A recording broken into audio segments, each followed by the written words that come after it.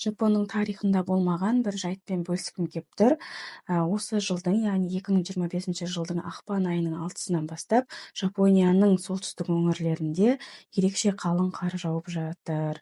12 сағаттың ішінде 1 метрден аса қар жауған болатын. Егер де 1 метр қарды алып қарайтын болсақ, ол құрғақ күйінде 100 килограмм, ал егер де ол суласқан ылғал күйінде болатын болса, онда ол 200-300 килограммға дейін жетеді екен.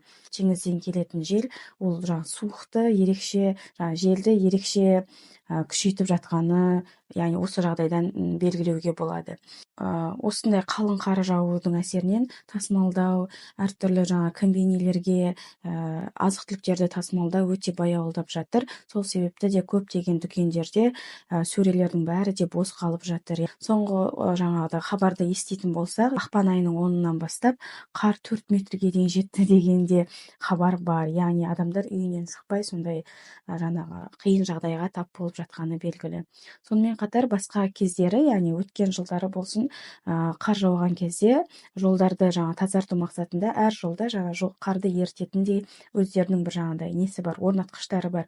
Оларды тіпті істен шығып, адамдар барынша жолды босатуға волонтерлық өздерінің қызметтерін ұсынып жатыр. Бірақ сонда да осындай жолдың тосылуына байланысты жұмысқа бару, болмаса пойыздардың, деншалардың жүруі баяулаған болатын.